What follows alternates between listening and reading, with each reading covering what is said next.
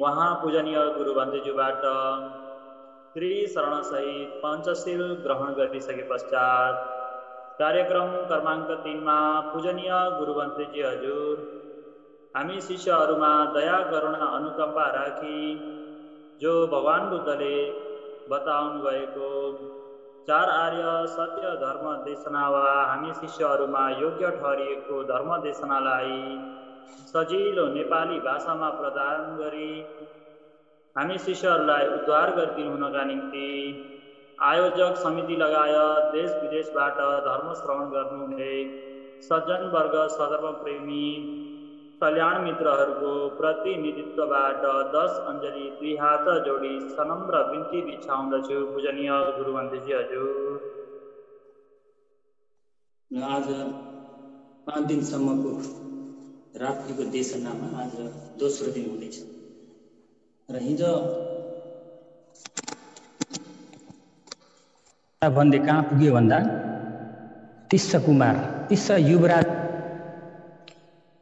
जय गरिसक्यो। तिस्स नाम युवराज अशोक महाराजाका साख्य भाइ, एउटै आमाका 2 भाइ भनौँ न, साख्य आफ्ना भाइ 2 भाइ मात्र रहनुहुन्छ र ती युवराज पनि आज भिक्षु लगाएर अहिले अरहन्त रिद्धि शक्ति ठुला भएको अरहन्त भइसक्यो। उहाँले अहिले ती मन्त्रीले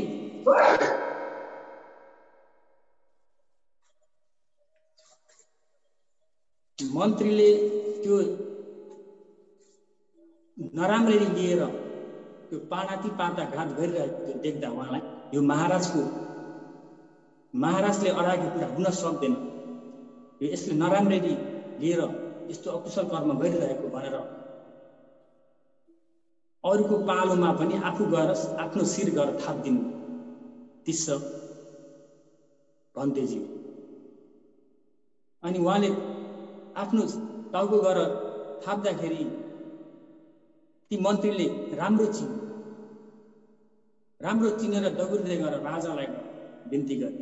राजालाई गएर, महाराज, मैले तपाईले भने अनुसार मैले गर संघहरूलाई दस्खत राखेर कर्मैसँग सबैलाई तरबारले टाउको छिनाउन थाले। अहिले तपाईको भाइ तिस्स बन्देजीको पालो आज के गर्नु भन्दा राजा अशोक, अरे दुष्ट, तँलाई मैले यो पानातिपात मार्न भन्दै अराएको भनेर राजा उतिखेर दहन भएर, पहिला पनि मैले यस्तो नबुझ्दाखेरि यो धेरै अन्यायले राज गरेको थिएँ। अहिले अब बुझिसके पनि यो अकुशल, यो पाप मलाई लाग्ने पो हो कि भनेर अतरपत अप्रजत गएर उहाँ सङ्घमा गएर बिन्ती चढाउनु भयो। सङ्घ बन्देजीहरू हो, यो पाप कसलाई लाग्छ भनेर सोध्नु भयो। सोद्धा कसैले भन्छन्, महाराज तपाईले अराएको हुनाले तपाईलाई लाग्छ यो पाप, र कसैले भन्छन् दुवैजनालाई लाग्छ, मन्त्रीले काटेका हुनाले र तपाईलाई पनि लाग्छ, मन्त्रीलाई पनि लाग्छ भन्छ। र कसैले चाहिँ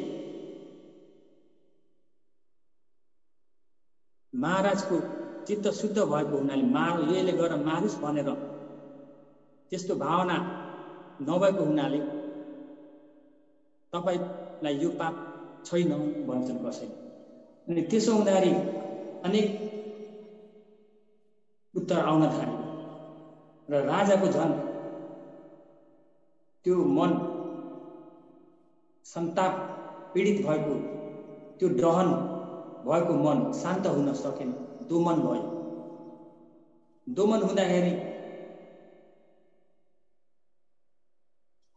यो मेरो दहन पीडित भएको मनलाई, यो दोमनलाई कसले शान्त बनाउन सक्ला भनेर सोद्धा महामोगली पुत्र तिस्स थिए, उहाँले सक्नुहुन्छ भनेर भन्न थाल्नु कसैले। र अनि उहाँ कहाँ हुनुहुन्छ भनेर सोधपुछ गर्दा गङ्गा नदीको पारी हुनुहुन्छ, एक्लै गएर बस्नुभएको छ। यो सङ्घको समस्याले गर्दा म एक्लै गएर बस्नुभएको छ भनेर राजालाई बिन्ती चढाए। राजाले पनि 4 जना धर्मकथी, 4 वर्गीय धर्मकथी, 4 जना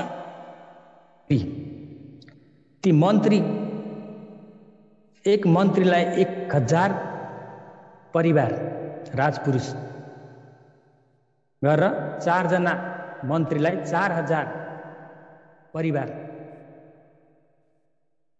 साथसाथै पठाइदिनु भयो। के भनेर पठाउनु भयो? भन्तेजीलाई गएर बोला भनेर पठाइदिनु। अनि राजाको हुकुमले गए सबै 4 वर्गीय धर्मकथीका 4 जना मन्त्री, एक मन्त्रीमा परिवार 1000 राजपुरुष लिएर गङ्गा नदीको पारी महामौगले तीक्षातेर भन्तेजीलाई गएर बोलाउन भन्दै गए। अनि राजाले बोलाउनु भएको छ भनेर गएर बोलाउँदा उहाँ आउनु भएन। अनि ती कुराहरू राजालाई आएर बिन्ती दर्शाए, महाराज हामीले तपाईले बोलाउन लगाएको कुराहरू सबै भन्दा आउनु भएन। अनि दोस्रो पटक फेरि 4, त्यसो भए 8 वर्गीय धर्मकथीका 8 जना मन्त्री, एक मन्त्रीलाई 1000 राजपुरुष परिवार भएर 8000 बनाएर पठाउनु भयो। त्यसरी पठाउँदा पहिलेको जे गरी बोलाए, राजाले बोलाउनु भएको छ भनेर गर भन्तेजीलाई गएर बिन्ती गरे। अनि भन्तेजी पनि आउनु भयो दोस्रो पटक बोलाउँदा पनि। अनि राजालाई आएर भन्दाखेरि भन्तेजी आउनु भएन। भन्दा किन आउनु भएन भनेर सङ्घहरूमा प्रश्न गर्नुभयो, सोध्नुभयो। सोद्धा कसरी खबर पठाउनु भयो महाराज भन्दा मैले राजाले बोलाउनु भएको छ भनेर यसरी राजपुरुषहरू यिनी पहिला 4000 राजपुरुष मन्त्री 4 जना धम्मकथीका 4 वर्गीय, यसरी दोस्रो पटक धम्मकथीका 8 वर्गीय 8 जना मन्त्री 8000 राजपुरुष परिवार यसरी पठाए। तर किन आउनु भएन भनेर यसरी भन्दा महाराज तपाईको निमन्त्रण गराई विनय अनुकूल भएन, त्यसो पनि कसरी गर्ने हो भन्तेजी भन्दा सोध्नुभयो। त्यहाँ सङ्घमा आएर उहाँ भन्तेजीलाई गएर शासन फोहोर भइरहेछ, भन्तेजी शासन डुबिरहेको छ, शासन बिग्रिरहेको छ, डुबिरहेको छ।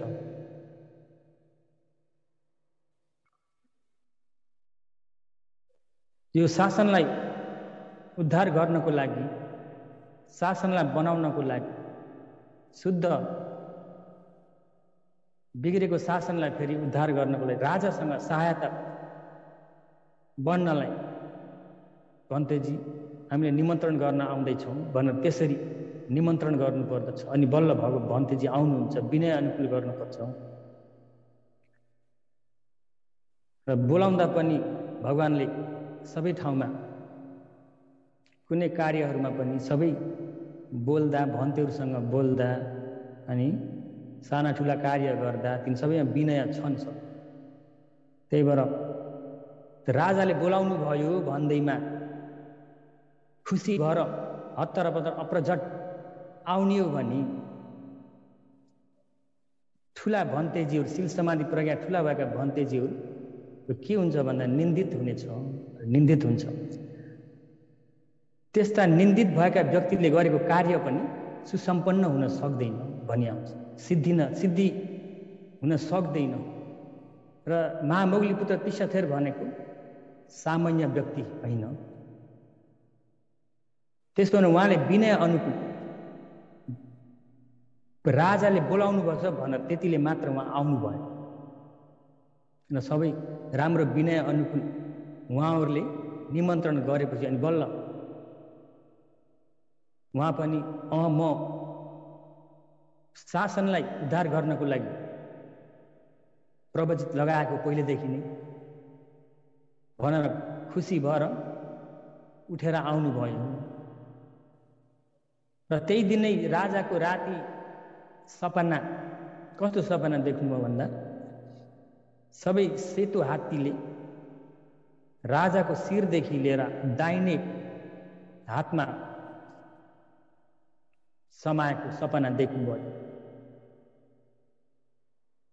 अनि राजाले त्यो निमित्त हेराउँदाखेरि महाराज हात्ती रूपी भिक्षुले तपाईको दाहिने हात समाउने छन् भनेर त्यसरी भने अनि अर्को दिन र राजालाई निमन्त्रण गर्न जाँदाखेरि राजालाई पनि अब कस्ता हुनुहुन्छ वृद्ध हुनुहुन्छ भन्दाखेरि उहाँलाई पाल्की लिएर जानुपर्छ नदीबाट तार लिएर आउँदा पाल्कीमा हालेर बोकेर लिएर आउनुपर्छ भनेर त्यसरी बनाउन योग्य छ कि छैन भनेर सोध्नुभयो अनि पाल्की डोलीहरूमा भन्तेहरू विनय अनुकूल बिरामी नभइकन विनयले निषेध गरेको गाडा गोरुमा पनि प्राणीहरू नागेको गाडा होस् रथ होस् पाल्कीहरू डोलीहरूमा चढ्न हुन्न र त्यसो हुनाले उहाँलाई नावा बनाएर नावामा तारेर लिएर आए नावामा झर्ने बित्तिकै राजाले गएर स्वागत गर्न भन्तेलाई निमन्त्रण गर्न भन्दै उहीँ पुग्नु भएको थियो अनि दाहिने हात दिनुभयो दाहिने हात दिँदा राजालाई भन्तेजीले पनि दाहिने हात समाउनु भयो उतिखेरै तरबार समाउने तिनी राजपुरुषहरूले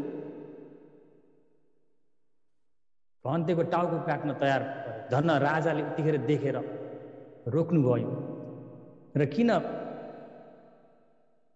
तरबार समाउनेहरूले यस्तो काम गरेका भन्दा राजालाई राजकुलमा राजालाई जले अङ्ग शिर आदि अङ्गहरू जसले समाउँछ त्यो व्यक्तिको शिर छेदन गर्नु भन्ने यो राजकुलमा चरित्र छ स्वभाव छ भन्ने आउँछ र राजाले पनि उनीहरूलाई भन्तेजीमा केही पनि नगर्नु भनेर सबैलाई जो हुन्छ मेरो विषयमा भन्तेजीमा केही पनि हुन पाउने छैन आजदेखि भनेर राजाले सबैलाई सुनाइदिनु भयो र किन भन्दा राजाले भन्तेजीले किन राजाको हात समाउनु भयो भन्दा राजा अहिले भन्तेजीका शिष्यको रूपमा हुनुहुन्छ अशोक राजा शिष्यको रूपमा हुनाले भन्तेजीले राजाको हात समाउनु भएको भनेर पनि पुस्तकमा यसरी लेखेको छ र त्यहाँबाट राजाले आफ्नो राज उद्यानमा भन्तेजीलाई निमन्त्रण गरेर ल्याएर पहिले सुरु भन्तेजीको रिद्धि शक्ति हेर्न इच्छा गर्नुभयो अनि भन्तेजीलाई बिन्ती टक्राउनु भयो भन्तेजी मैले एक रिद्धि हेर्न चाहन्छु र के रिद्धि हेर्न चाहनुहुन्छ महाराज भन्दा मैले भूकम्प भएको भुइँचालो गएको र सबै भूकम्प भुइँचालो गएको हेर्न इच्छा छ कि एक छेउ सब भूकम्प कि प्रदेश भूकम्प एक छेउ भूकम्प भएको हेर्ने इच्छा छ भन्दा उहाँले पनि भन्तेजी के चाहिँ अप्ठ्यारो छ भन्दा जस्तै एउटा कटौरामा भोरी पानी हालेर सबै हल्लिनलाई दुःख छ कि आधी हल्लिन दुःख छ महाराज भनेर सोद्धा आधी हल्लिन दुःख छ भन्दाखेरि त्यसो भए भुइँचालो पनि एक छेउ भुइँचालो गएको दुःख छ भन्दाखेरि त्यसो भए सबै भूकम्प होइन, एक छेउ भूकम्पलाई हेर्ने इच्छा छ भनेर भन्नु। अनि एक योजन सीमा परिच्छेद गरेर त्यो सीमा भित्र रथको एउटा चक्का राखेर सीमा बाहिर रथको एउटा चक्का राख्न लगाउनु भयो पूर्व दिशामा। दक्षिण दिशा घोडाको एउटा खुट्टो सीमा बाहिर, घोडाको एउटा खुट्टो सीमा भित्र। पश्चिम दिशामा पुरुषको एउटा खुट्टो सीमा बाहिर, सीमा भित्र एउटा खुट्टो। पूर्व दिशामा उत्तर दिशामा एउटा कटौरामा पानी भोरी हालेर सीमा आधा आधा सीमा बाहिर र सीमा भित्र त्यसरी राख्न लाउनु भयो। अनि अभिज्ञापादक चतुर्थ झानलाई समापजन गरेर त्यो चतुर्थ झानबाट उठेर अधिष्ठान गर्नुभयो भन्तेजीले। अनि राजालाई पनि त्यो रिद्धि बलले देखाउनु भयो। अनि राजाले पनि हेर्नुभयो पूर्व दिशामा सीमा बाहिर भएको रथको चक्का हल्लिन्न, सीमा भित्र भएको रथको चक्का मात्र हल्लिन्छ। दक्षिण दिशामा राखेको घोडाको खुट्टो सीमा बाहिरको खुट्टो हल्लिन्न, सीमा भित्रको खुट्टो हल्लिन्छ, थरथर थरथर काम्छ। त्यसै गरी पश्चिम दिशामा पुरुषको खुट्टो बाहिरको सीमा बाहिरको खुट्टो हल्लिन्न, सीमा भित्रको खुट्टो मात्र हल्लिन्छ। उत्तर दिशामा राखेको बटुकाको पानी आधा मात्रै भग भग भग उम्ले चाहिँ उफ्रिन्छ, हल्लिन्छ, आधा चाहिँ स्थिर भएर बस्छ। अनि राजा पनि त्यो रिद्धि शक्ति देखेर खुसी हुनुभयो। अब मेरो यो दोमन, यो मेरो पीडित भएको मनलाई शान्त बनाउन सक्नुहुन्छ अवश्य भनेर विश्वास गरेर अनि उहाँको भएको कुरालाई सबै भनेर बताउनुहुन्छ। भनेर बताउँदा यो पाप कसलाई लाग्छ भन्तेजी भन्दा अनि भगवानको पालीलाई उच्चारण गरेर देखाउनु भन्नुभयो। चेतनाहं भिखवे कम्मं वदामि चेतयित्वा कायेन वा वाचाया वा मनसा कमं करोति भनेर तितिर जातकलाई विस्तारपूर्वक देशना गरिदिनुहुन्छ। र चेतनाहं भिखवे कम्मं वदामि, चेतनालाई नै म भगवानले कम्मम कर्म भनेर बन्दछु अरे वदामि। कर्मपथ बन्द छ चित्तको चेतनाले, चेतयित्वा पूर्व चेतनाले, चित्तको चेतनाले प्रेरणा जगाइदिएर कायेन वा कायले होस्, कायाद्वारले होस्, वाचाय वा वाच वचनले होस्, मनसा वा मनले होस्। अनि मात्र उनले त्यो द्वारबाट कर्म बन्द छ, कम्मम करोति काम गर्छ, कर्मपथ हुन्छ। अपाय नरक आदि अपायमा पतन हुने कर्म भए हुन्छ, अकुशल भए। कुशल कर्म गरे पर राम्रो स्वर्ग आदि स्वर्गतिर पुग्ने काम हुन्छ। न देवलोक सुगति, मनुष्यलोक आदि सुगतितिर जाने कर्मपथ बन्द छ भनेको मतलब। र पहिलो सुरु चित्तको चेतनाले, जस्तो चित्तको चेतना छ त्यहाँबाट त्यसले कर्मपथ बन्द छ महाराज भनेर त्यतिर जातकलाई पहिला एउटा ब्यादाले तित्रो पासोमा थापेर तित्रो बासेको बेलामा सबै आफ्ना ज्ञातिहरू आएर त्यो पासोमा फसेछन्। फसेर त्यो ब्यादाले पनि तिनी तित्राहरूलाई मारेर बेच्ने बिक्री गर्थ्यो, अनि कोही खान्थ्यो। त्यसो गरेर जीविका चलाएको थियो त्यो ब्यादाले। अनि तित्राले पनि त्यसमा त्यो आफ्नो पाणातिपात कर्ममा त्यहाँ त्यही जङ्गलमा एकजना ऋषि हुनुहुन्थ्यो। ऋषिलाई त्यो आफ्नो शङ्का भयो, यो पाप कर्म मलाई लाग्यो कि लागेन भनेर चित्राले ऋषिलाई सोद्धाखेरि ऋषिले पनि नपटिच्च कम्मम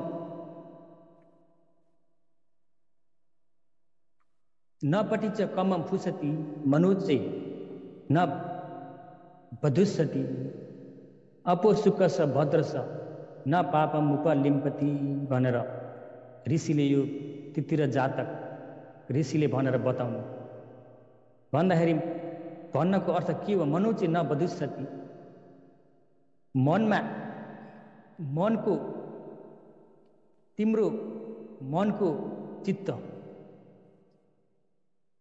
न बधुसति, यदि नराम्रो अकुशल गर्नमा नुगेको हुँदैन भने पटिच तिमीलाई लिएर कमम व्याधाले गरेको त्यो पानातिपात कर्म तिमीमाथि आउँदैन। अपो सुकस भद्रस, नराम्रो कर्म गर्नमा प्रयास नगर्ने नभएको राम्रो भएको ते चित्तम, तिम्रो त्यो चित्तलाई पापम न मुपलिम्पति, पाप टाँसिँदैन भनेर तितिर जातक भनेर बताउँदाखेरि उहाँले बुझ्नुभयो, उहाँको शङ्का दूर भएको थियो। त्यसरी अनि उहाँको शङ्का दूर भएपछि 7 दिनसम्म राजालाई त्यही उद्यानमा भन्तेजीले भगवानका कुराहरू सिकाउनु भयो। भगवानका विशेष गरी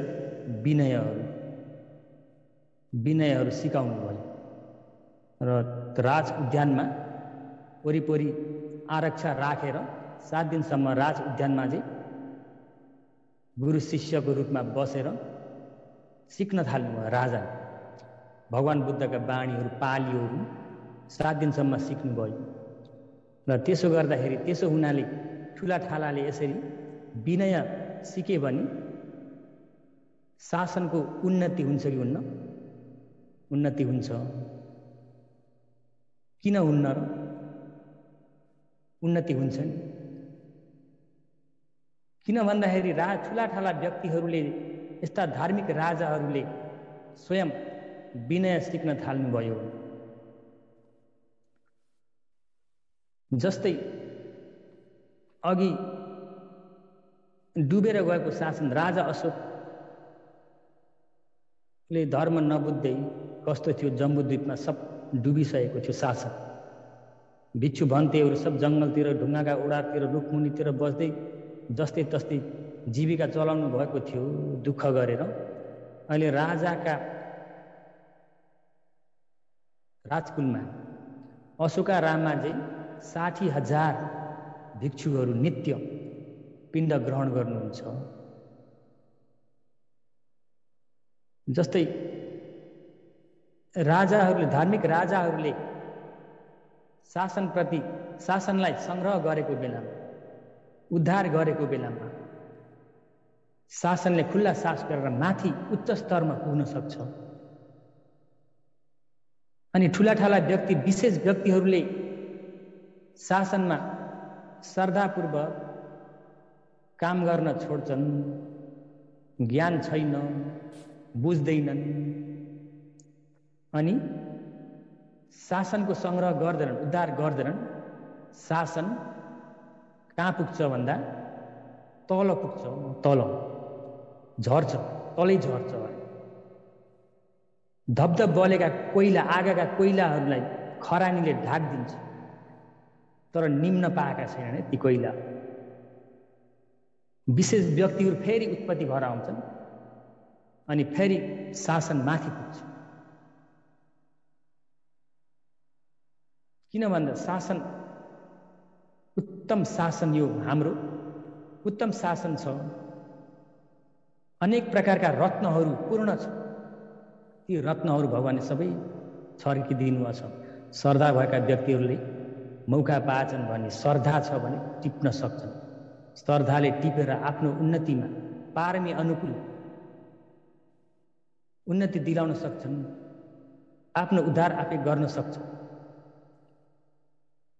त्यस्तो शासन हो भगवानको शासन। अहिले पनि राजा अशोकले पनि धेरै उद्धार गर्नुभएको छ शासनप्रति।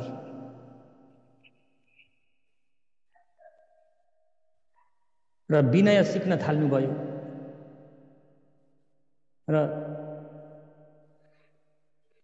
विनय जान्यो भने सही सही शासनमा गर्न जानिन्छ।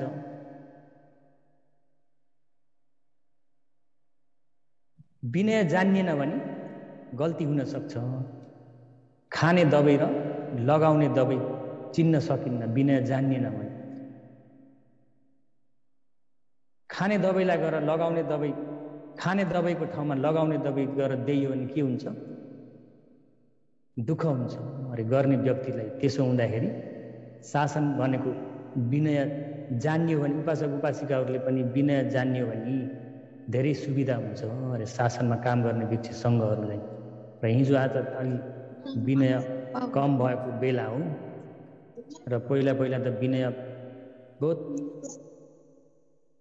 राम्रो थियो पहिला पहिलाको जमानामा। र विनयले गर्दाखेरि धेरै उन्नति हुन्थ्यो, धेरैको शील समाधि प्रज्ञा धेरै देखिन्थ्यो। र त्यसो हुनाले सूत्र अभिधर्म निभेर गए तापनि सूत्र पिटक अभिधर्म पिटक हराए तापनि अरे नभए तापनि अरे विनय पिटक छ भने शासन छ। विनय छैन, विनय पिटक छैन भने शासन छैन। सूत्र पिटक अभिधर्म पिटक छ र विनय छैन भने शासन छैन। त्यसरी बुझ्नु पर्दछ। त्यसो हुनाले विनयो नाम शासनस्य आयु भनेर भन्नुभएको छ।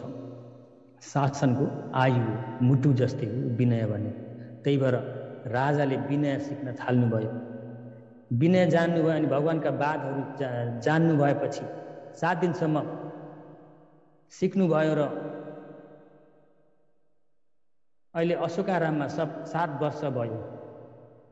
भिक्षुहरूले उपसम्पदा कार्यदेखि लिएर सबै भर पक्षमा 15 दिनको एक पटक उपसत कार्य गर्थे। त्यो पनि अहिले छिन्न भिन्न भइरहेको छ।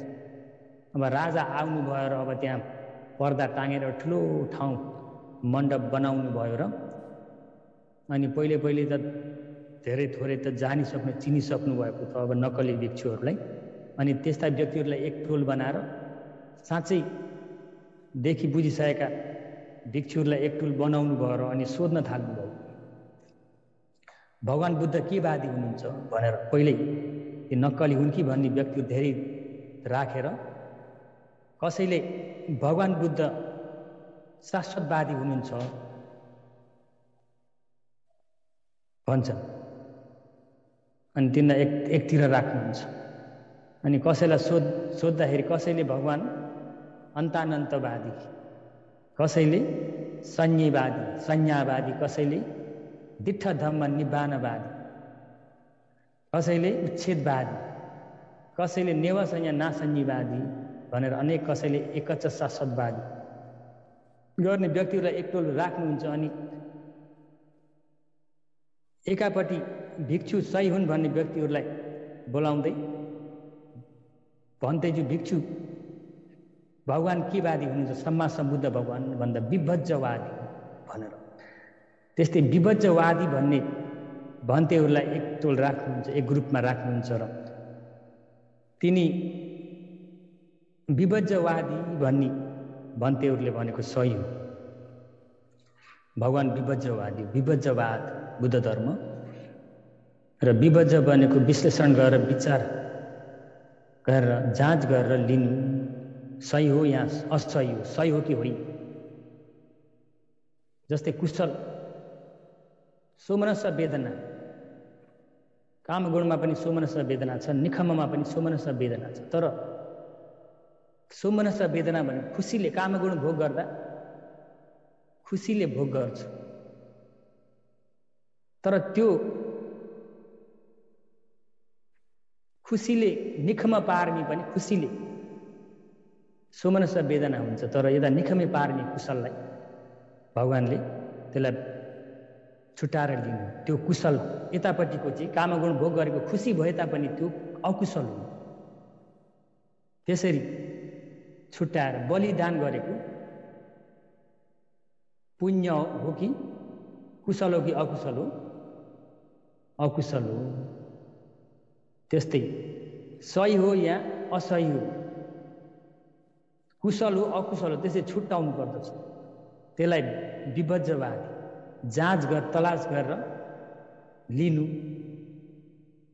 त्यसरी अनि तिनी व्यक्तिहरूलाई विभज्यवादी भएका व्यक्तिहरू सही भिक्षु अनि अरू नक्कली भिक्षुलाई सबैलाई मान्छेको वस्त्र लगाउन दिएर मान्छे निकालिदिनु भयो त्यहाँबाट। अनि शुद्ध शासनमा अबुद्ध भन्ने चोर कर्म चोरी काम त्यहाँबाट हटेको थियो। राजा अशोक राजाले शासन शुद्ध बनाइदिनु भयो र 60 लाख भिक्षुहरू त्यहाँ सबै उपस्थित हुनुभयो र तिनी 60 लाख भन्तेहरू मध्ये 1000 राखिदिनु 1000 त्रिपिटकधर 6 अभिज्ञा प्राप्त गर्नुभएको त्रिविद्या प्राप्त गर्नुभएको भन्तेहरूलाई मात्र रोजेर विशेष व्यक्तिहरूलाई रोजेर तृतीय संज्ञान शासन सम्बत भगवान परिनिर्वाण पछि 235 जतिमा परिनिर्वाण पछि 235 मा राजा अशोकले महामोगली पुत्र तिष्यथेर भन्ते प्रमुख गरेर अरू विशेष भन्तेहरूलाई लिएर संज्ञायन तृतीय संज्ञायन गराउनु भयो, तृतीय संज्ञायन चढाउनु भयो। भगवानको बातलाई जस्तो छ त्यस्तै थप्ने पनि होइन निकाल्ने पनि होइन भगवानका बातलाई, त्यही भएर निकाल्न हुन्न, चोरी कर्म गर्न हुन्न भन्ने मतलब। त्यसलाई संज्ञायन चोरी कर्म भयो भने संज्ञायन गर्ने यो संज्ञायन गर्नेछन् समय समयमा। र त्यति मात्र होइन कि राजा अशोकले 9 ठाउँ 9 देशमा धर्म प्रचार प्रसारको लागि धर्मदूत पठाउनु भएको थियो ठाउँ ठाउँमा। त्यहाँसम्म राजा अशोकको शासन राजा अशोकको पाली त्यहाँसम्म शासन फैलिएको थियो। त्यति मात्र होइन, आफ्ना छोरा महामहेन्द्र श्रीलङ्काको शासनको लागि जानुभएको थियो शासन प्रचार प्रसार गर्नको लागि। अनि सङ्घामित्र गएर भिक्षुनी शासन श्रीलङ्कामा गएर स्थापित गरेकी हुन् सङ्घामित्र भिक्षुनीले। र अब श्रीलङ्काको शासन संक्षिप्त गरी भन्तेले भन्नेछु। अब 9 ठाउँ 9 देशमा राजाले प्रचार प्रसारको लागि सबै ठाउँ ठाउँमा शासन फैलाउनु भयो। फैलाइसकेपछि अब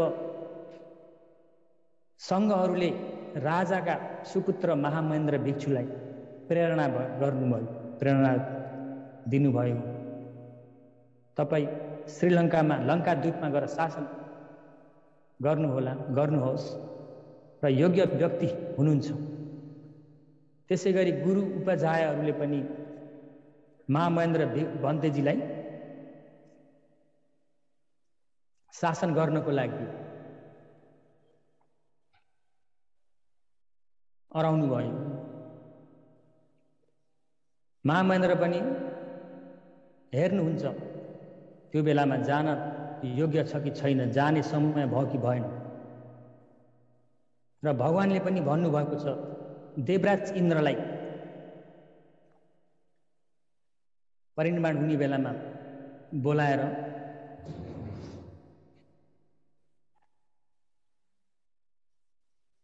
इन्द्रदेव तिमीले महामहेन्द्र भिक्षुले शासन लङ्काद्वीपमा लङ्का निवासीहरूलाई धर्मप्रति प्रसन्न गराउनेछ, त्यो बेलामा तिमीले सहायता दिनु है भनेर भगवान्ले परिनिर्वाण हुने बेलामा इन्द्रदेवलाई अराउनु भएको थियो लङ्कामा शासन फैलाउनको लागि। अनि इन्द्रजीले पनि भगवानको वचनलाई स्वीकार गरेका थिए, प्रतिज्ञा गरेका थिए। अब त्यो समय आयो, लङ्काद्वीपको शासन गर्ने समय आयो। अनि इन्द्रजीले आएर महामहेन्द्र भन्तेजीलाई बिन्ती गर्छ, भन्तेजी यो बेलामा मुडशिव राजाले राज गरेछन्, धेरै वृद्ध छ, उनको देहान्त भएपछि उहाँका सुपुत्र देवानम्पियतिसा राजाले राज गरेछन्। त्यो बेलामा लङ्का द्वीपको शासन गर्ने समय हो र महामहेन्द्र भन्तेजीले पनि ठिकै हो, यो बेलामा उहाँले अभिज्ञाले हेरेर पनि यो बेलामा राजा वृद्ध राजासँग शासन गर्ने हो भने अलि सुविधा हुने छैन भनी बुझेर 5-6 महिना त्यही समय बिताउनु भयो आफन्ती ज्ञातिहरूका घर गएर धर्मदेशना गर्दै। अनि त्यसै गरी आफ्ना सहपाठी लिएर शासन गर्ने आफू पछि साक्षात कति वर्गी हुनुभयो भन्दा महामहेन्द्र प्रमुख इट्टिय भन्ते, न्यट्टिय भन्ते, भद्रसाल भन्ते, सम्बल भन्ते, 5 वर्गी भन्ते। अनि सङ्घामित्रका छोरा सुमन श्रामण अरहन्त भइसकेका रिद्धि बल ठुला भएका सुमन श्रामण महामहेन्द्र भन्तेका भान्जा। अनि बन्डुका नाम उपासक 7 वर्गी भएर पाटलीपुत्रबाट राजगृह उता आफन्ती ज्ञातिहरूका घरमा धर्मदेशना गर्दै जानुभयो। 5-6 महिना बित्यो। अनि महामहेन्द्र भन्तेजीले अझै सोच्नुहुन्छ जाने बेला भयो कि भएन। मुडशिव राजाको हेर्दाखेरि मुडशिव राजाको देहान्त त भयो, तर हाम्रा पिता राजा अशोकले धर्म उपहार पठाइसकेपछि अनि बल्ल जाने हो भने धर्म प्रचार गर्न सुविधा हुने थियो। उहाँ लङ्कामा अझै बुद्ध धर्मसँग सम्बन्ध कुनै कुरा पनि सुनेका छैनन्। त्यसो हुनाले अझै 1 महिना पछि जान उचित छ भनेर 1 महिना अझै आफ्नी माता वेदिसा नगर माताका घर गएर माताले पनि राम्रो स्वागत गरेर रानीले वेदिसा विहार भन्ने विहार बनाएर दान गर्नुभयो र त्यहाँ 1 महिना बिताउनु। त्यो बेलामा राजा देवानम्पियतिसाको राजाको राज्य अभिषेक भएको बेला, राज्य अभिषेक हुँदाखेरि उहाँ देवानम्पियतिसा राजा र जम्बूद्वीपका अशोक राजाको मित्रता थियो। उहाँले राज्य सामग्रीहरू, राजालाई चलाउन योग्य सामग्री, राज सामग्रीहरू पठाइदिनु भयो जम्बूद्वीप राजा अशोकलाई। राजा अशोकले पनि खुसी भएर उत्तम राज सामग्री देवानम्पियतिसा राजाको लागि पठाइदिनु भयो। साथसाथै आमिष उपहार मात्र होइन कि उहाँले धर्म उपहार पनि सुनको सन्दुकमा पत्रमा राम्रो भगवानका बाणीहरू पठाइदिनु भयो र विशेष गरी के लेखिदिनु भयो भन्दाखेरि अहम बुद्धम च धम्मं च सङ्घं च शरणं गतो उपासकत्तम देशे सिंसक्य पुत्र स शासने इमेषु तिषु वथुषु तमेजिन शासने त्वम्पि चित्तं प्रसादेहि सदा शरणमुपेहि भनेर सुनको सन्दुकभित्र पत्र लेखेर पठाउनु भयो धर्म उपहारको रूपमा। अनि त्यो पत्र उहाँले पढ्नु भएर खुसी भएर उहाँले बुद्ध धर्म सङ्घप्रति बहुत प्रसन्न गर्नुभयो। तर कसैसँग पनि धर्मका कुराहरू केही सुन्न पाउनु भएको छैन देवानम्पियतिसा राजा। त्यसपछि 1 महिना समय बितेपछि धर्म उपहार पुगिसकेपछि महामहेन्द्र भिक्षुले पनि अब जाने बेला भयो लङ्काद्वीपमा आफ्ना सहपाठी 7 वर्गी भएर आकाश मार्ग जानुभयो। त्यही बेलामा राजा देवानन्द तेतीसा राजाले कार्तिक नक्षत्र सभा ठुलो मेला लगाएर आफ्नो 40,000 राजपुरुष भएर शिकार खेल्न भनेर मिश्रक पर्वत अथवा चेतीय पर्वतमा जाँदै थिए, जङ्गल बिहार वन बिहार गर्न भन्दै।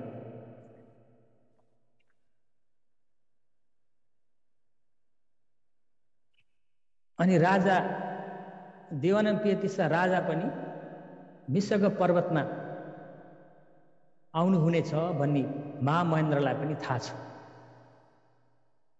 अनि उहाँहरू पनि त्यही मिश्रक पर्वत भन्ने चेतीय पर्वतमा झर्नुभयो। त्यहाँ झरेर त्यही बेलामा राजाको अगाडि त्यो पर्वतका देउताले महामहेन्द्र भन्तेजीतिर एउटा मृगको निर्माण गरे। आफू देउताले मृग निर्माण गरेर मृग भएर राजाको अगाडि अलि पर उभिँदाखेरि राजाले यो मृग प्रमाद भएको बेला मैले हान्न योग्य छैन, किन भन्दा उनी रमाइलोको लागि रङ्गको लागि शिकार खेल्न आएका हुनाले धनुषको आवाज दिए। अनि धनुषको आवाज दिँदाखेरि मृग दगुर्न लाग्यो। अनि राजाले पनि त्यो मृगलाई लखेड्दै त्यो मृग जहाँ महामहेन्द्र भन्तेजी हुन त्यतितिर लाग्यो। अनि राजपुरुष 40,000 पनि सब छोडिए। त्यही बेला भन्तेजीले आफूसँग आएका अरू 6 वर्गी भन्तेहरूलाई रिद्धि बलले लुकाउनु भएको छ। किन भन्दा राजा यो बेलामा चिवर लगाएका व्यक्तिहरूलाई यस्तालाई देख्नुभएको छ भने एक्लै आउनुभएको छ। अहिले सबै राजपुरुषहरू सबै पछि छोडिएछन्, यो बेला डराउनु हुनेछ भनेर आफू एक्लैलाई देखाउनु।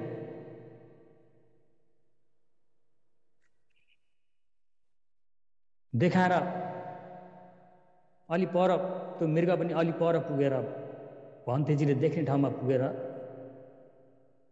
हराए। अनि भन्तेजीले पनि राजालाई देखेर यही तिस्स भनेर बोलाउनु टाढे। राजाले यो लङ्काद्वीपमा मलाई तिस्स भनेर बोलाउने व्यक्ति आजसम्म छैन, यो मनुष्य हो कि अमनुष्य हो। कोनुख अयम मनुष्य अमनुष्य वा छिन्न भिन्न पटधरो कासावा वसनु। छिन्न भिन्न पटधरो टुक्रा टुक्री पाएर टुक्रा टुक्री जोडेर सिलाएको चिवर। पहिला अब धेरै टुक्राहरू जोडेर सिलाउँथ्यो। अनि धार ठुलो धारी धेरै देखिन्थ्यो, धारहरू देखिन्थ्यो। त्यसो हुँदा छिन्न भिन्न पटदहरू छिन्न भिन्न भएको टालटुल पारेको वस्त्र लगाउने व्यक्ति यो मनुष्य हो कि अमनुष्य हो भनेर होला भनेर राजाले भन्दाखेरि भन्तेजीले भन्नुहुन्छ, समनामय महाराजा धम्मराजा सावका तवैव अनुकम्पाया जम्बुद्वीपा इदागता भनेर पालीले भन्नुहुन्छ। महाराज हामीहरू धम्मराजस धर्मका राजा हुनु भएको भगवान बुद्धका सावका वचनलाई श्रवण गर्ने समना भिक्षुहरू हो। तब तपाईप्रति तपाईमाथि अनुकम्पाय दया करुणाले नै जम्बुद्वीपबाट इदा यो लङ्काद्वीपमा आएका तपाईहरूप्रति दया करुणाले नै जम्बुद्वीपबाट यहाँ आएका हौँ महाराज। हामी भगवानका शिष्य श्रावक भन्तेहरू भिक्षुहरू भन्दाखेरि उहाँले धनुष हातबाट झारिदिनु भयो। झारेर अघि भर्खर 1 महिना अगाडि सुनेका कुराहरूलाई याद गर्नु राजाले, अनि ढोक वन्दना गर्नुभयो। अघि धर्म उपहार राजाले पठाउनु भएको थियो होइन? त्यसै गरी उहाँले पनि बुझ्नुभयो, यहाँ चाहिँ सँग हुनुहुँदो रहेछ भनेर बुझ्नु, खुसी हुनुभयो, ढोग्नुभयो। अनि राजाको कतिको दिमाग तेज छ भनेर भन्तेजीले जाँच गर्नुभयो। महाराज, तपाईका ज्ञाति छन् कि छैन? ज्ञाति आफन्ती। भन्तेजी मेरा ज्ञाति छन् भनेर उत्तर दिनुभयो। महाराज, तपाईका अज्ञातिहरू छन् कि छैन? ज्ञाति आफन्ती नहुने व्यक्ति हो। भन्तेजी मेरा अज्ञाति अझ ज्ञाति भन्दा धेरै छन् भन्नुभयो। महाराज, तपाईका ज्ञाति र अज्ञाति बाहेक अरू छन् कि छैनन् भनेर सोध्नुहुन्छ। भन्तेजी त्यो त म हुँ भनेर उत्तर दिनुहुन्छ। महाराज, आफू भनेको ज्ञाति पनि होइन अज्ञाति पनि होइन भनेर भन्नु।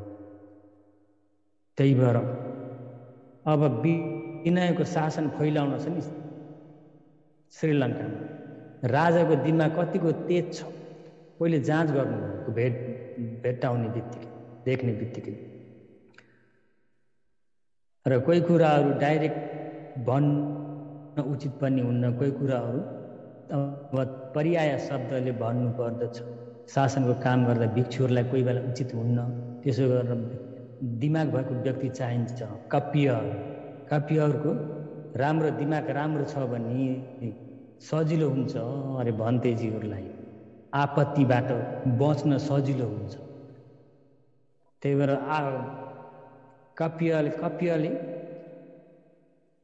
कपियको हातमा हुन्छ कोही बेलामा भिक्षुको विनय आपत्ति नलाग्नलाई। आपत्ति भनेको दोष, अपाय दुर्गतिमा पतन नहुनको लागि कापियाहरूले धेरै ख्याल राख्नुपर्छ भन्तेजीहरूले।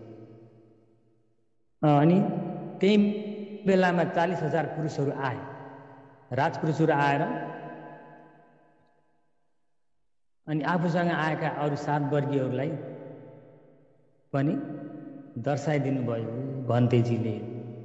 आफ्नो रिद्धि अघि बलले लुकाउनु भएको अहिले रिद्धिलाई फेरि थन्काइदिनु भयो, रिद्धिलाई फेरि निभाइदिनु भयो। त्यसो गर्दाखेरि 5 वर्गी हुन्छ अहिले लङ्काद्वीपमा भन्तेहरू। महामहेन्द्र प्रमुख, अरू 4 वर्गी, अरू 2 वर्गी चाहिँ सामले भिक्षु भएका छन्, सङ्घमित्रका सुपुत्र। सानै अवस्थामा रिद्धि शक्ति ठुला अरहन्त भइसक्नु भएको छ। अनि बन्डुका उपासक 1 जना छ। र त 5 वर्गी किन आउनुभएको भन्दा यो प्रत्यन्तरमा 5 वर्गीले कार्य गर्न सकिन्छ। जम्बुद्वीपमा चाहिँ 5 वर्गीले हुन्न। र जम्बुद्वीप भनेको मध्यम प्रदेश नेपाल इन्डिया। त्यो मध्यम प्रदेशमा चाहिँ कमसेकम 10 वर्गी चाहिन्छ भिक्षुको कार्य गर्न, उपसद कार्य। भिक्षु लगाउने हो भने प्राकृतिक भिक्षु, सील शुद्ध भएका भिक्षु 10 वर्गीले मात्र भिक्षु 1 जनालाई बनाउन सकिन्छ। यो प्रत्यन्तर भन्छ। मध्यम प्रदेश बाहिरको देशहरूलाई चाहिँ प्रत्यन्तर भन्छ, प्रति अन्तर। यो प्रत्यन्तरमा चाहिँ किन 5 वर्गीले गर्न भएको भन्दा भिक्षुहरू कम भएको हुनाले भगवानले 5 वर्गीले कार्य गर्न सकिन्छ भनेर अनुमति दिनु।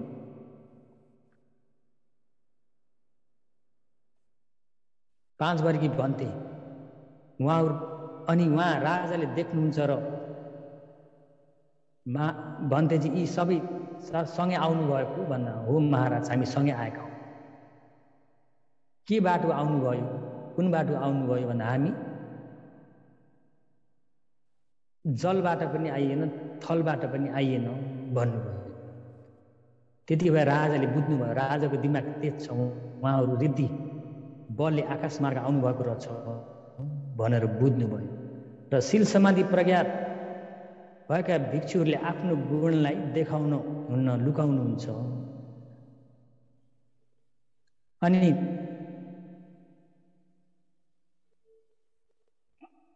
त्यही बेलामा राजाको आहार भोजन लिएर आइदिए।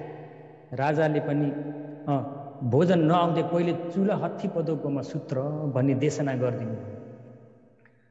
र चुला हत्ती पदोपमा सूत्र भनेको त्यहाँ भिक्षुका आचरणहरू विनयहरू धेरै छ र सबै त्यहाँ सिकाउन परेको छ, सुनाउन परेको छ विनयका कुराहरू।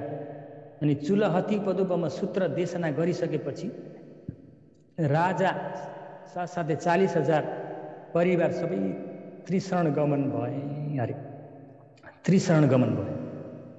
बुद्ध धर्म सङ्घप्रति बलियो श्रद्धा भए, प्रसन्न भए। भगवान पनि कस्ता रहेछ, भगवानको गुण राम्रो बुझ्नु भयो। कस्ता व्यक्तिलाई भगवान भन्न पर्दो रहेछ भनेर भगवानलाई पनि चिने, धर्मलाई पनि प्रसन्न गरे, सङ्घहरूमा पनि प्रसन्न भए। त्रिशरण गमन भन्दछ। त्रिशरण गमन त्रिरत्नप्रति श्रद्धा भयो। अनि राजालाई त्यही बेलामा भोजन लिएर आइपुगे।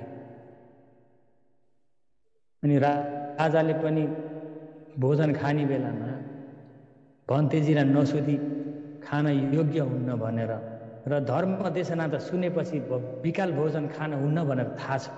अघि विनय सुनाइसक्नुभएको छ, थोरै धेरै भनिसक्नु भएको छ। राजालाई थाहा भइसक्यो भन्तेजीहरूलाई विकाल भोजन हुँदो रहेछ भने थाहा भयो। र विकालको टाइममा भोजन खान अरू आहार पनि खान हुन्न। र के खान हुन्छ भन्दाखेरि विकालमा चाहिँ भिक्षुहरूले शरबत पिन पाइन्छ। अनि बिरामी भयो भने चतुर्मधु, मह आदि औषधिहरू लिन पाइन्छ।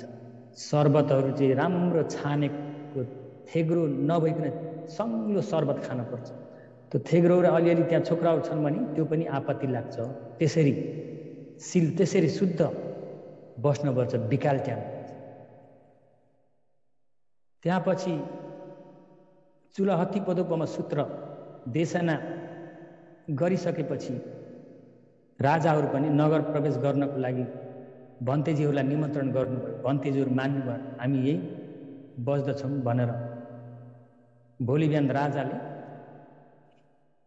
रथ पठाइदिनु भयो। र रथ नआउँदै त्यहाँ सुमना श्रामणलाई ठुलो धर्म देशना गर्नको लागि धर्म देशना घोषणा गर्न लगाउनु भयो भन्तेजीले। अनि श्रामणले पनि अभिज्ञानले सबैतिर देशनाको लागि निमन्त्रण गरे, घोषणा गरे। त्यो निमन्त्रण सबै गुमठा देवतादेखि लिएर अकनिष्ठ ब्रह्मा लोकसम्म सबै धर्म देशना सुन्न आए।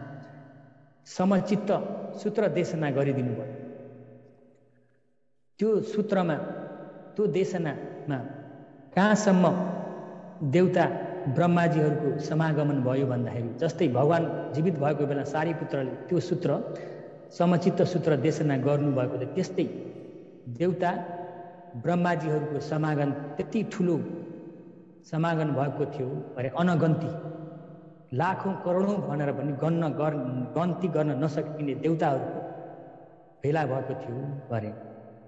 र देवताहरू त्यो धर्म देशना सुनेर सबैले 4 आर्य सत्य बुझेका थिए। र जस्ता तस्तैको देशना सुन्दैनन् देवता। शील समाधि प्रज्ञा धेरै ठुला महान व्यक्तिहरूको, रिद्धि ठुला भएका व्यक्तिहरूको देशना सुन्छन् देवताहरू। र त्यसो भएर देवताहरूले पनि 4 आर्य सत्य देशना सुनेर आर्य धेरै भएका थिए। देवता मात्रै होइन कि नाग धेरै गरुडहरूको त्रिशरण गमन भयो गरे। तर नाग गरुडहरूले चाहिँ ज्ञान प्राप्त गर्न सक्दैन। नागले पनि ज्ञान प्राप्त गर्न सक्दैन, गरुडले पनि ज्ञान प्राप्त गर्न सक्दैन। किन भन्दा उनीहरूको प्रतिसन्देह गर्भदेखि नै त्रिहित प्रतिसन्देह भन्छ नि, तिहै पौको भन्छ म्यामाले। त्रिहित अलोभ, अद्वेष, अमोह, उनीहरूमा तिनी तीनटा हुँदैन। तीनटा कुशल ज्ञानका, ज्ञान पाउने त्यो उनीहरूमा रोकआउट भएर आउँछ। तिनीहरू गर्भमा चाहिँ त्यो चित्त हुँदैन, नागको पनि गरुडको पनि। उनीहरू त्रिहित होइनन्, त्यही भएर ज्ञान पाउन सक्दैनन्। देशना गरेर उनीहरूले मात्र त्रिशरण गमन मात्र हुन सक्छ। र देवता पनि यक्ष भन्ने एक किसिम हुन्छन्। यक्ष भन्ने पिशाच भूत हो कि के हो, एउटा पिशाच होला, पिशाच भूत यक्ष भन्ने हुन्छ। अर्को देव यक्ष भन्ने हुन्छ। राक्षस दुई किसिमका हुन्छन्। त्यो देवता यक्षले चाहिँ ज्ञान पाउन सक्छन्। पिशाच भूत राक्षसले चाहिँ ज्ञान पाउन सक्दैनन्। तिनीहरूलाई गर्भदेखि नै त्यो चित्त आएको हुँदैन, त्यो ज्ञान पाउन सक्ने त्यो चित्त उनीहरूको हुँदैन, त्यो ज्ञान। र त्यसो हुनाले नाग गरुडहरूले त्रिशरण गमन भएका थिए। नाग गरुडहरू, धेरै नाग गरुडहरू पनि त्रिशरण गमन भएका थिए। र त्यहाँसम्म महामहेन्द्र भन्तेजीको देशनाले देवताहरूको समागम भएको थियो। अर्को दिन रथ पनि बिहानै आयो। बिहानै आएर भन्तेजीहरूलाई निमन्त्रण गर्न भन्दै आयो। तर त्यो देशना, हिजोको देशनामा रथ चढ्न हुन्न भन्ने उहाँलाई देशनामा आएन कि कुनै रथ लिएर आयो। र भिक्षुहरू रथ चढ्न हुन्न, गाडा गोरु चढ्न हुन्न, पाल्कीहरू, मान्छेले बोकेको पाल्कीहरू चढ्न हुन्न, बिरामी पाए। अनि उहाँहरू रथ चढ्नु भएन। अनि त्यसले रित्तै फर्काएर गयो। तर पछिबाट उहाँहरू पहिले अगाडि पुग्नु भएको थियो। नगरमा पहिले अगाडि पुग्नु भयो। रिद्धि, उहाँ पर्वतबाट रिद्धिले चाहिँ जानुभयो। अनि त्यहाँ पुग्दाखेरि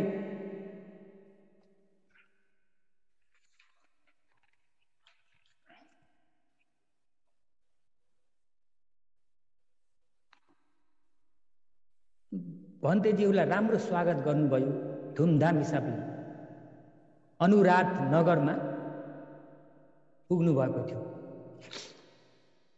अनुराध नगरमा पुग्नु भएको भन्तेजीहरूलाई नगरको छेउछाउमा बाट स्वागत गर्नुभएको, धुमधाम ठुलो स्वागत गर्नुभयो। अनि राजाले रथमा चढ्नु भएन भन्ने बुझेर, थाहा भयो। र अब आसन कस्तो ओछ्याउने भन्दाखेरि उच्चासन महासन पनि उहाँहरू बस्नुहुन्न भन्ने थाहा भयो राजा। र उच्चासन महासन, उच्चासन भनेको एक हात भन्दा बढी भएको खाट। र यसमा पनि दुई बात छ। कोही कोही व्यक्ति, कोही कोही स्याडहरूले, भन्तेजीहरूले चाहिँ एक हात बढी भएको खाटको खुट्टोलाई, खुट्टो मात्र एक हात बढी भएको त्यति हुनुपर्दछ भन्नुभएको छ। कोही भन्तेजीहरूले चाहिँ त्यो चाहिँ धेरै लामो भयो भनेर, फाउ स्याडहरूले चाहिँ 9 इन्च मात्रै राख्नुपर्छ खाटको, सुत्ने खाटको खुट्टो। किन भन्दाखेरि भगवानको उचाइ प्रमाण कति छ भनेर अझै त्यसको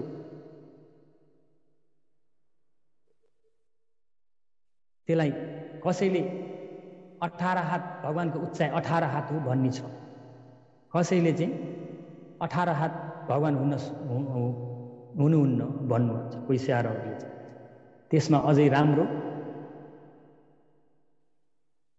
पाइँदैन। त्यसो हुनाले दुई किसिम छ यहाँ बर्मामा पनि। खाटको खुट्टो एक हात बढी पनि सुत्छन् कोही चाहिँ अब 9 इन्च जति सानो बनाएर पनि सुत्छन्। त्यस्तो भएको छ। र भगवानको उचाइ कत्रा अल्का हुनुहुन्छ भन्ने पालीमा पनि डाइरेक्ट नहुनाले अहिले हो त्यो एउटा दुःख छ। र त्यसमा चाहिँ अब ठग स्याहारहरू त अब जे भए तापनि कम बनाएको चाहिँ आपत्ति लाग्दैन भनेर र अब त्यसमा पनि त्यो निर्णय पनि परिपक्व नभएको हुनाले एक हात बढीलाई आपत्ति दोष भनेर पनि लाग्न सकिँदैन। किन भन्दा राम्रो कुशल चित्तले उहाँहरूले पनि भगवानको उचाइ 18 हात भनेर पुस्तक अर्थकथाहरूमा त्यसरी कोही कोही ठाउँमा छलफल गरेकोले उहाँहरू एक हात बढी खाटको खुट्टुमा लामो खाटमा सुत्नु भएको छ। र त्यो पनि भगवानका भाइ नन्द कुमारको भन्दा भगवान कति अल्गा हुनुहुन्छ भन्दाखेरि 4 अमल मात्रै अल्गा हुनुहुन्छ। तर मागन्धाराम स्याहारले पनि रत्न गौरी पुस्तकमा 18वटा त्यहाँ उपमा देखाएर भगवानको उचाइ त्यत्रो हुन सक्दैन, 18 हात हुन सक्दैन, युक्ति छैन भनेर कम चाहिँ हुन पर्छ भनेर यति उति अब कति हो भन्दाखेरि कसैले 9 फुट जति भनेका छन् अनुमान लगाएका, तर त्यसलाई यति उति भनेर निर्णय पनि देखिएको छैन आजसम्म। र त्यस्तो छ खाटको निर्णय पनि। र त्यो उच्च आसन महाआसन भनेको सकेसम्म सानो होचोमा सुतेको चाहिँ राम्रो हो। र उच्चाशयन महाशयन भने अष्टशील ग्रहण गर्ने व्यक्तिहरूले पनि अष्टशीलवालाले पनि त्यसमा त्यो शील भएको हुनाले उपसद व्रत गरेका व्यक्तिहरू पनि उच्च आसनमा सुत्न हुन्। महाआसन भनेको चाहिँ रुईको गद्दामा सुत्न हुन्।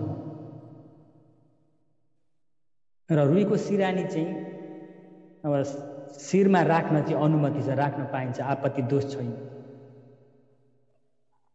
त्यसो गरेर राजाले पनि भन्तेहरूलाई रथमा नचढी आउनु भएको देख्दाखेरि उहाँहरूलाई उच्च आसन महाआसन हुन्न भनेर थाहा भयो।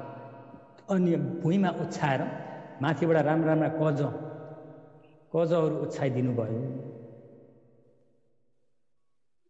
निमित्त पढ्ने त्यहाँ ज्योतिषीहरूले पनि अब यहाँहरू लङ्का द्वीपका मालिक हुनुहुनेछ भनेर भन्तेजीहरूलाई देख्ने बित्तिकै आश्चर्यपूर्वक उहाँहरूले निमित्त पढिदिनु भयो। भन्तेजीहरू पनि अब धर्म देशना गर्न त्यहाँ ठुलो मण्डप बनाइसकेका राजाहरूले त्यो मण्डपमा प्रवेश गरेर धर्म देशना सुरु गर्नुभयो। हाम्रो यो धर्म देशना लङ्का द्वीपमा फैलिनेछ अवश्य भनेर चिन्तन गर्नु महामन्त्र भन्तेजीले। अनि अनुला देवी प्रमुख राजकुमारी 500 आएर धर्म देशना सुन्न तयार परे।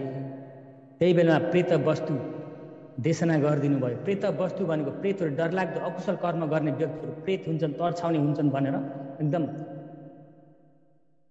तर्छाउने देशना, अकुशल गर्ने व्यक्तिहरूलाई डरलाग्दो देशना भनौँ न यो चाहिँ। अनि त्यसपछि विमान वस्तुको देशना गरिदिनु भयो। विमान वस्तु भनेको कुशल पुण्य गर्ने व्यक्तिहरूको स्वर्गलोकमा अनेक प्रकारका रत्नले, अनेक प्रकारका सुनको विमानमा कुशल पुण्य गरेका व्यक्ति यसरी आकाशमा विमानहरूमा, आकाशका विमानहरूमा गएर अप्सरा गणसहित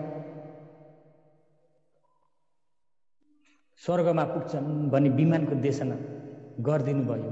त्यसपछि सत्य संयुक्त 4 आर्य सत्य सम्बन्ध र स्वर्ग सुगति स्वर्गले मात्र सन्तुष्ट हुन्छन् कि भनेर अघि विमानको विस्तार गरेर देशना गरिदिनु भएको थियो।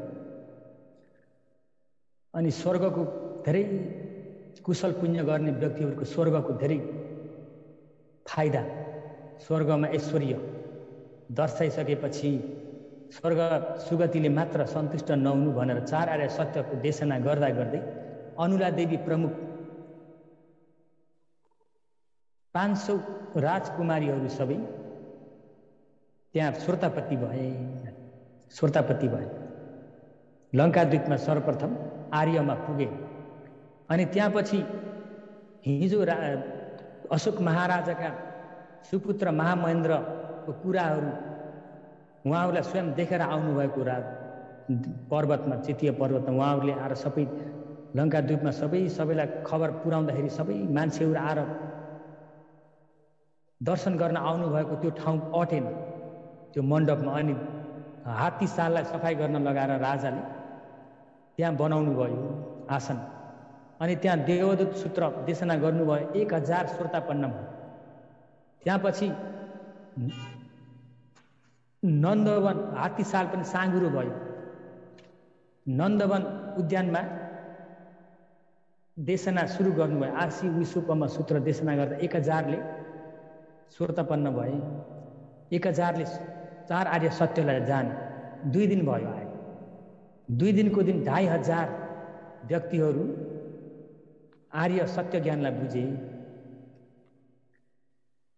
अनि त्यहाँपछि राजाहरू फर्किनुभयो राजपरिवार। अनि अर्को दिन आएर मेघवन उद्यान नगरबाट खास टाढा पनि छैन, खास नजिक पनि छैन। भन्तेजीहरूलाई यो हुन्छ कि हुन्न भनेर सोध्नुभयो। भन्तेजीले पनि हुन्छ भन्नुभयो। भनेर त्यही भन्तेजीको लागि आराम उचित छ कि छैन भन्तेजी भनेर सोद्धा आराम उचित छ महाराज भन्नुभयो। र आराम भनेको बिहार, आराम र बिहार एउटै अर्थ हो। अनि त्यही जलधारा गरेर आराम दान गर्नुभयो।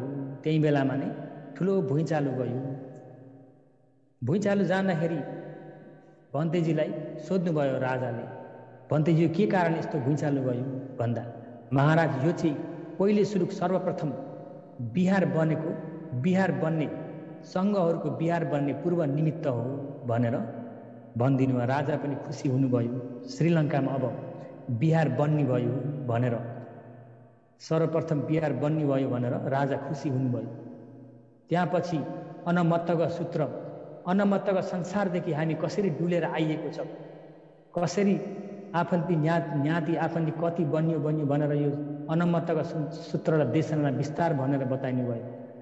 त्यहाँपछि अघि खन्दुपमा सूत्र देशना गर्नुभयो। अघि खन्दुपमा देशनामा धेरै शीलको विषयमा, भिक्षुको विनयको देशना धेरै गरिदिनु भयो।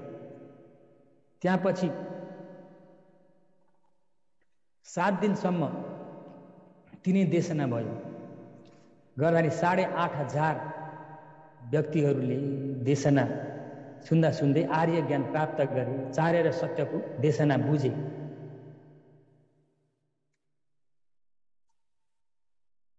भनेपछि 7, 8, 9 दिनको दिन कतिजनाले धर्म बुझे? 8500। अहिले आजको देशनामा 8500को ज्ञान प्राप्त भयो, आर्य भए। गएको 2 दिनमा 2500 भनेपछि 11000 आर्य भए। 9 दिनका दिन लङ्काद्वीपमा 11000 व्यक्तिहरू आर्य बने।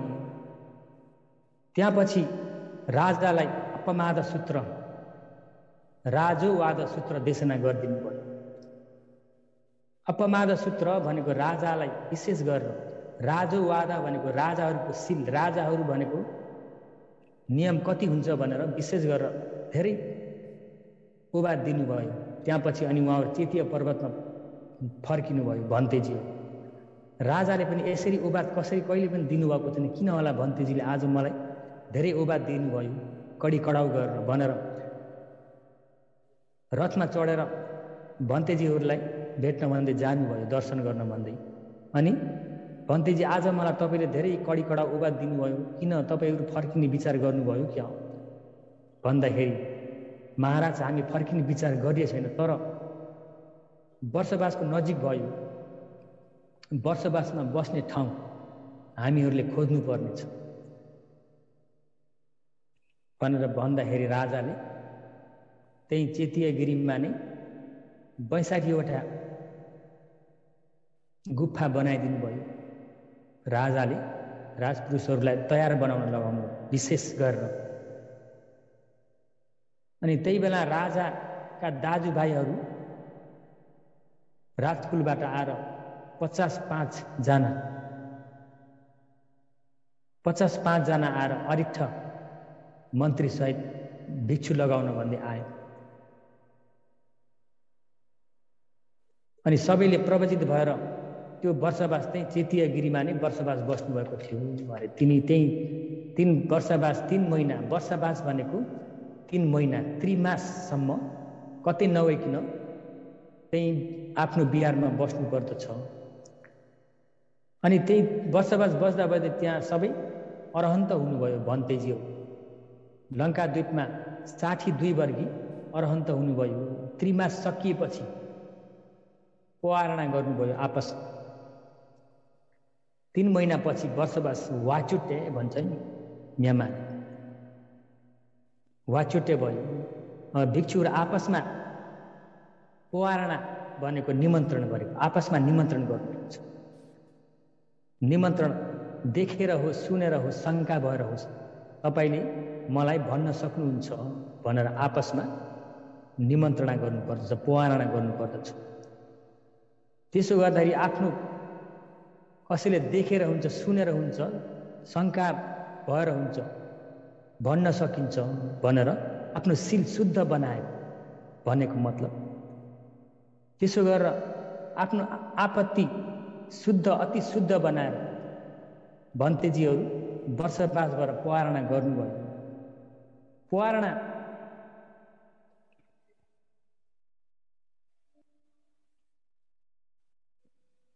यो विनय। त्यसरी पोआरणा गरिसकेपछि भन्तेजीले भन्नुहुन्छ राजालाई, महाराज हामी यहाँ बस्न अलि अल्छी लाग्न थाल्यो भन्नुभयो। हुन त साँच्चै अल्छी मानेर होइन कि, अब किन अल्छी लाग्यो भन्तेजी भन्दा हामीले भगवान्लाई दर्शन गर्न पाइए छैन, दर्शन गर्न पाइएन। त्यसो हुँदाखेरि जम्बुद्वीप फर्किन इच्छा भयो भनिदिनु भयो। अनि भन्तेजी तपाईँले भगवान् परिनिर्वाण हुनुभयो भन्नुभएको होइन र भन्दा, हो महाराज भगवान् परिनिर्वाण हुनुभयो, तर हामीले भगवान्लाई ढोक वन्दना गर्न, आदर गर्न, सत्कार गर्न, पूजा गर्नको लागि ठाउँ छैन भन्दाखेरि राजाले बुझ्नुभयो। भन्तेजी मैले बुझेँ तपाईँको कुरा, तपाईँले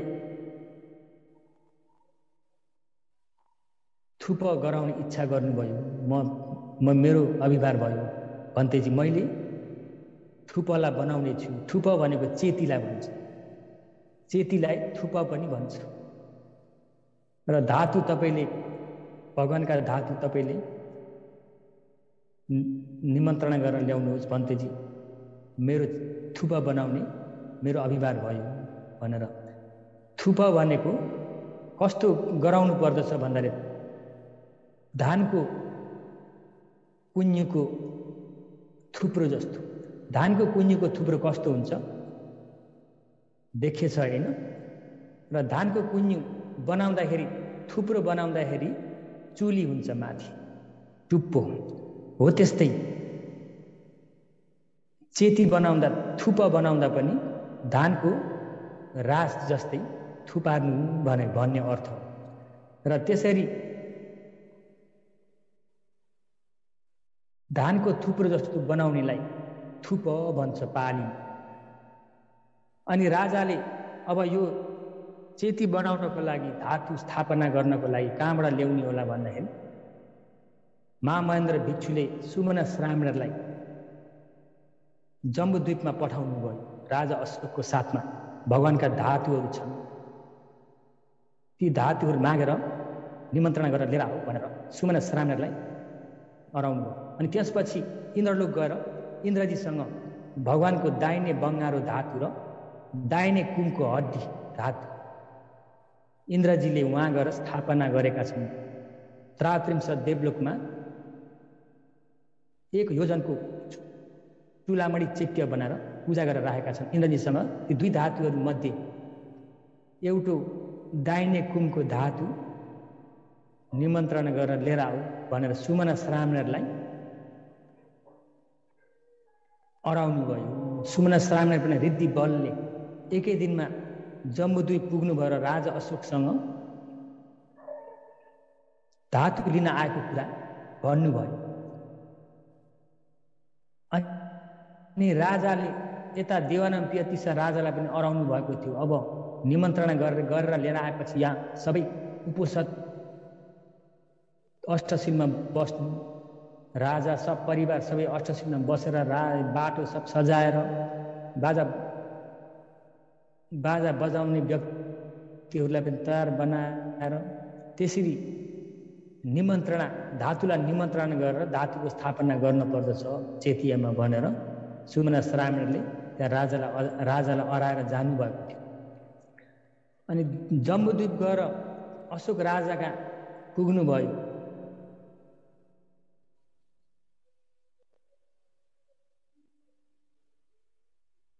अनि राजाले पनि सुमना श्रामण आएको देखेर ढोक दण्डवत गरेर सबै कुरा थाहा पाएर,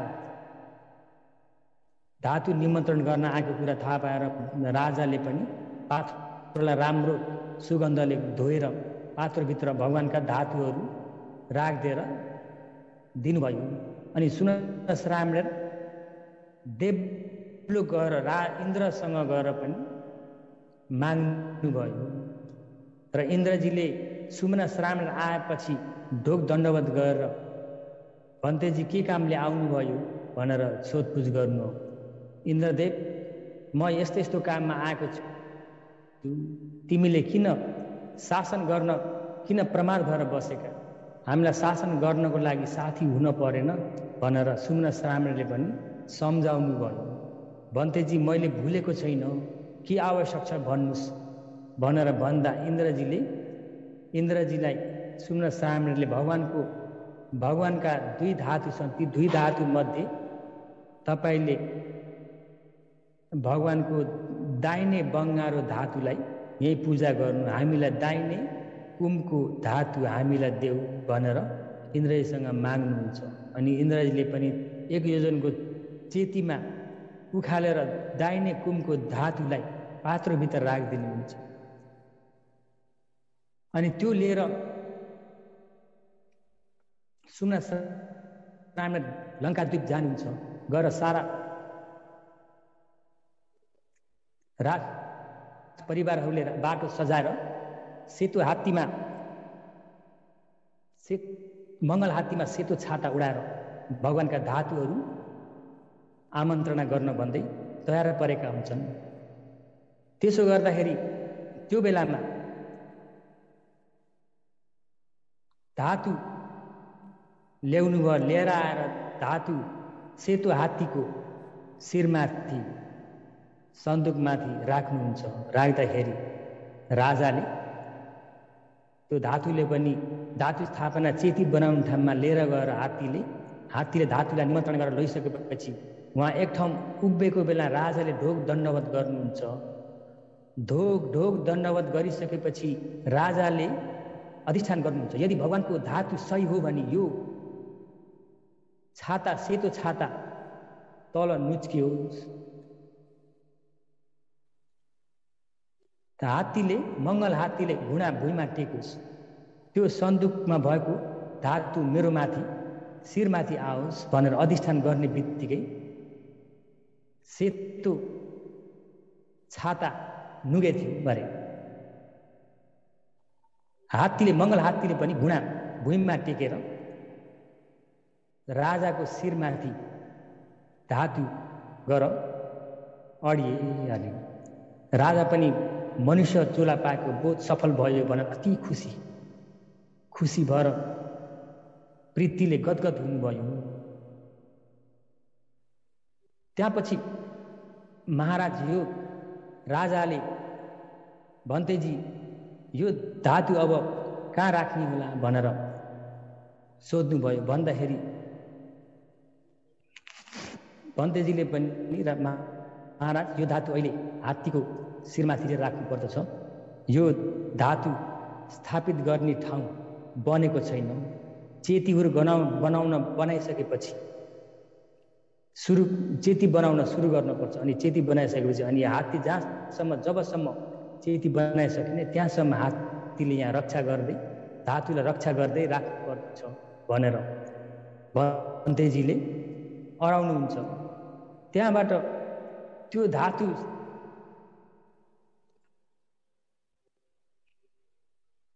श्रीलङ्कामा पुगिसकेपछि त्यो धातु स्थापना गर्ने ठाउँ थुपाराम भन्ने ठाउँमा, थुपाराम भन्ने चेती बनाउने ठाउँ, पूर्वका भगवानहरूको परिभोग चेती पनि त्यही थुपाराममा स्थापन गरेका रहेछन्। र ककुछन्द, पूर्णागमन, काश्यप भन्ने 3 भगवानका परिभोग चेती त्यही थुपारामा स्थापना गरेका थिए। र ककुछन्द भगवानको धम्मकरण भन्ने छान्नोलाई स्थापना गरेर परिभोग चेती बनाएका थिए। पूर्णागमन भगवानको कमरपेटी, काश्यप भगवानको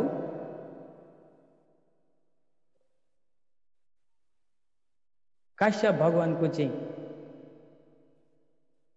ककुछन्द भगवानको छान्नु, पूर्णागमन भगवानको कमरपेटी, काश्यप भगवानको चाहिँ नौनना लगाउने अन्तर्वासलाई स्थापना गरेर चेती बनाउनु भएको थियो। अहिले भगवानको धातु इन्द्रलोकबाट निमन्त्रणा गरेर भगवानको दाहिने कुनको हड्डी धातुलाई, सुमना श्रामले लिएर आएको धातुलाई आज यो श्रीलङ्कामा स्थापना गर्ने दिन यो चेतीमा। र त्यो बेलामा र पहिला भगवानको चेतीमा स्थापना गरेका परिभोग चेती, भगवानका परिभोग कमरपेटी, ककुछन्द भगवानको छान्नु, काश्यप भगवानको चिवर स्थापना गरेको चेती अहिले त्यहाँ चाहिँ काँडाघारी भइरहेको छ।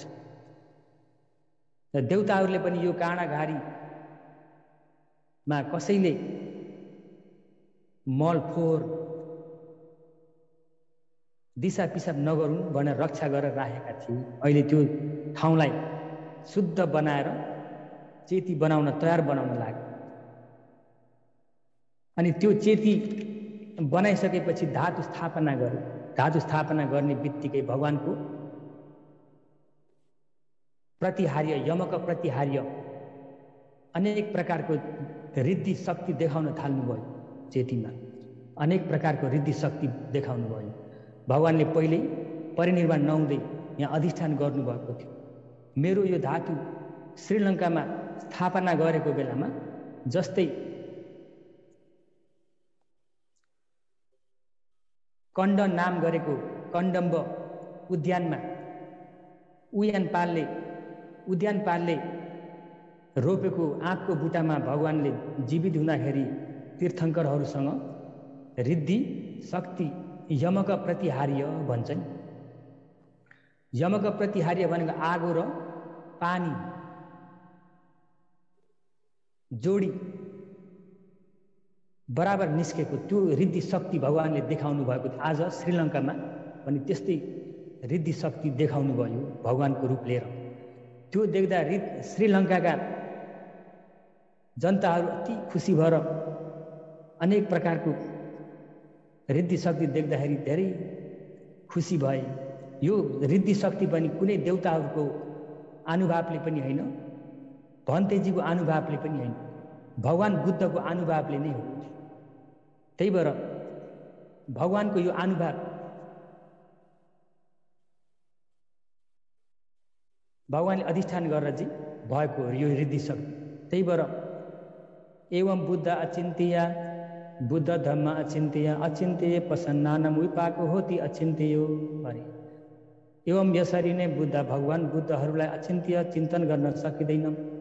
बुद्ध धम्म भगवानहरूको गुणहरूलाई अचिन्त्य चिन्तन गर्न सकिँदैन। अचिन्त्य चिन्तन गर्न नसकिने भगवानप्रति प्रसन्नानम प्रसन्न गर्नेहरूको विपाको फल पनि अचिन्त्य चिन्तन गर्न सकिँदैन भनेर पालीमा यसरी आएको छ। र भगवानहरूको गुण चिन्तन गर्न सकिँदैन र भगवानहरूको गुणलाई चिन्तन गर्न नसकिए जस्तै त्यस्तै भगवानहरूलाई भगवान बुद्धको चिन्तन गर्न सकिँदैन। अरे भगवान कस्तो रिद्धि शक्ति हुनुहुन्छ भगवान परिनिर्वाण हुनुभयो भनेर अहिले परिनिर्वाण भइसकेपछि पनि श्रीलङ्कामा आएर यसरी रिद्धि शक्ति देखाउनु भएको छ भगवानको रूप लिएर। त्यही भएर श्रीलङ्कामा पनि मध्य प्रदेश मात्र होइन कि प्रत्यन्तरमा पनि यसरी भगवानको स्वरूप आएर रिद्धि शक्ति भगवानले स्वयं देखाउनु भयो भनेर सबै देवताहरूले स्वयं पनि धेरै प्रशंसा गर्नुभएको थियो र भगवानलाई प्रसन्न गर्ने व्यक्तिहरू पनि चिन्तन गर्न नसकिने विपाक फल मिल्छ अरे। त्यसो हुँदाखेरि आज उपासक उपासिकाहरूले धर्म श्रवण गर्ने उपासक उपासिकाहरूले देश विदेशबाट अनेक ठाउँबाट धर्म श्रवण गर्नुभएको उपासक उपासिकाहरूले पनि भगवानप्रति श्रद्धा राख्न पर्यो कि परेन? भगवानप्रति श्रद्धा राख्न पर्यो। आज भन्तेले गरेको देशन र बुझ्नुभयो होला, यो राजा अशोकले आज मध्य प्रदेशमा शासन फैलाएर अहिले राजा अशोकका पुत्र महामहेन्द्र भन्तेजीले अहिले कहाँ देशना फैलाउँदै हुनुहुन्छ? श्रीलङ्कामा यसरी शासन पुग्यो।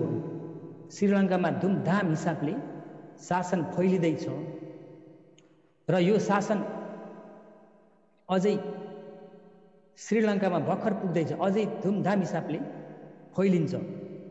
त्यसो हुनाले भगवानले स्वयं शासनमा श्रीलङ्काको शासनको लागि इन्द्रजीलाई अराउनु भएको छ र समय पनि धेरै भयो होला र यो देशनालाई समाप्त गर्नको लागि भगवानको सुगत नमकारमा आएको सुगत गुणले सबैले दुई हात जोडी वन्दना गरेर समाप्त गरौँ। सुगतम सुगतम सेठम कुशलम कुशलम जहम,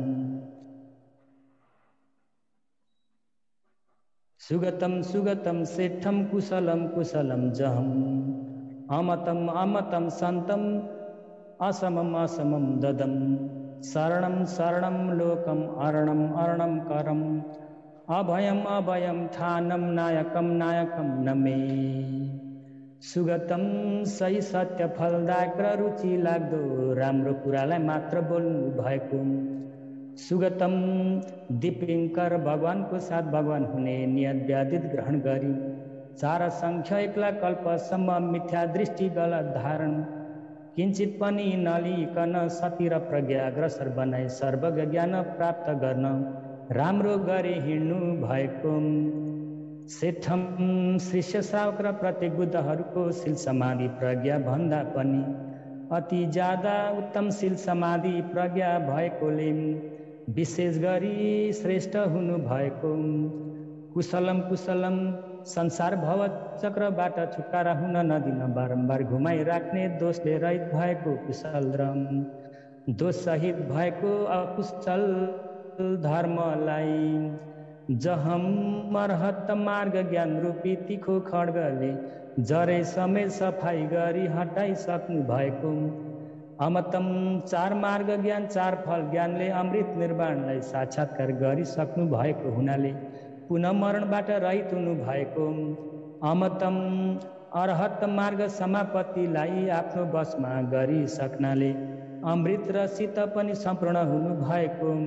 सन्तम किलेश आगो तातोहरूलाई अरहत मार्ग ज्ञान शीतल पानीले निभाइसक्नु भएको कारणले विशेष गरी शान्त भएको काया र चित्त पनि हुनु भएको। असमम 10,000 चक्रवालहरूमा शील गुण समाधि गुण प्रज्ञा गुणहरूले समतुल्य बराबर पनि हुनु नभएको। असमम काम गुण सुख झान सुख विपसना सुखहरूसँग एकै नहुनाले बराबर नहुने मार्ग सुख फल सुख निर्वाण सुखलाई ददम मिल्ने बाटो राम्रो नयाँ भन्ने अष्टाङ्गक मार्ग राम्रो आचरण धर्मलाई अनुशासन प्रदान गरी बक्सिनु भएको। शरणम त्रिलोकनाथ भई बक्सिनु भएको। लोकम सप्तलोक संखारलोक उकाशलोक भन्ने 3 लोकलाई शरणम ज्योति प्रकाशले छर्लङ्गै देखि बुझिसक्नु भएको। अर्णम अर्हत मार्ग ज्ञान तिखो खड्गले काटिसकेको हुनाले किलेश रूपी धुलो पनि रहित हुनु भएको, कर्म रहित हुने नयाँ राम्रो बाटोलाई देखाई अनुशासन गरी विहीन गर्नु भएको, अभयम जाति जरा व्याधि मरणादि भय दुःख पनि हुनु नभएको, ठानम निर्माणको स्थानमा नायकम प्राणीहरूलाई पनि मार्ग ज्ञान फल ज्ञानलाई मिल्ने नयाँ राम्रो बाटोलाई देखाएर पुग्ने गरी पुर्याइदिनु भएको, नायकम त्रिलोकहरूका अग्र प्रधान व्यक्ति हुनुभएको भगवान बुद्धलाई अहम शिष्यले नमे नमामि काय वचन मन तिनद्वाराले दशञ्जली शिर पर धारण गरी सनम्र दुई हात जोडी सादर वन्दना गर्दछु भगवान। साधु साधु।